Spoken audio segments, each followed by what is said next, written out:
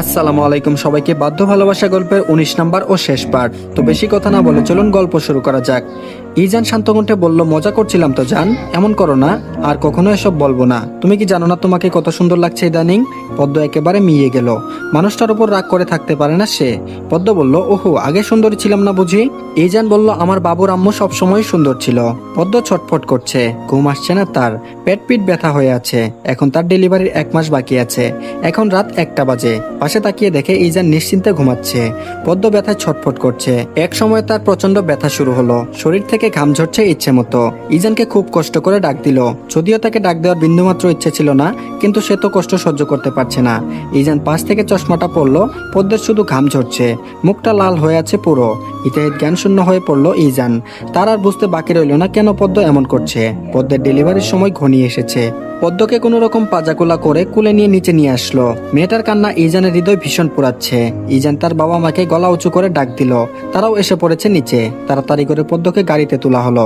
গাড়িতে থাকা অবস্থায় মেধাকে কল করলো। যেহেতু মেধাই প্রথম থেকে পদ্মের চেক আপ করে এসেছে, সেহেতু ডেলিভারি মেধাই করবে। এখন একমাত্র ভরসা মেধা। পদ্মের অসহনীয় ব্যথা দেখে কারোরই মাথা ঠিক নেই। পদ্মকে অপারেশন থিয়েটারে নিয়ে গেল। মেধা অসম্ভব দ্রুত হসপিটালে চলে এসেছিল, যার কারণে এত বেশি ওয়েট করা লাগেনি। এই যেন অপারেশন থিয়েটারে, ও যেহেতু ডক্টর তাই হসপিটালের কর্তৃপক্ষ কোনো রকম কথাই বলেনি। পারমিশন নিয়ে এসে অপারেশন থিয়েটারে ঢুকেছে। পদ্মের নর্মাল ডেলিভারি করা হবে তাই সবকিছুর প্রস্তুতি নিচ্ছে। মাঝ বরাবর মেধা দাঁড়িয়ে আছে, তার পাশে দুজন নার্স আর ইজান। পদ্ম কেঁদেই চলেছে। ইজানের হাতটা শক্ত করে ধরে রেখেছে।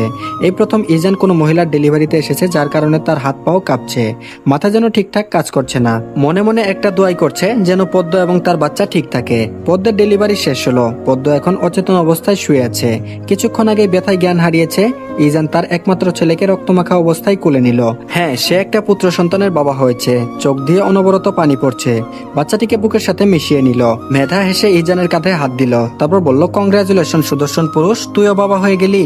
ইজান হাসছে, কিন্তু তার চোখ দিয়ে পানি পড়ছে। নার্সের হাতে বাবুকে দিয়ে দিল, কারণ তাকে এখন ক্লিন করা হবে। ইজান নিজের শার্টের দিকে তাকালো, পুরো রক্ত ছেয়ে গিয়েছে। এটা সে ক্লিন করবে না, তার বাবা হিসেবে প্রথম স্মৃতি রেখে দিবে। পদ্মকে কেবিনে শিফট করা হয়েছে। জ্ঞানও ফিরেছে এবং সে অনেকটাই সুস্থ। ইজান নিজের শার্ট চেঞ্জ করতে গিয়েছে। পদ্ম তার পাশে শুয়ে থাকা ছোট্ট দেহটাকে দেখছে। এতদিন সে তার পেটের মধ্যে লুকিয়েছিল, এখন তো তার চোখের সামনে। পদ্ম তার এক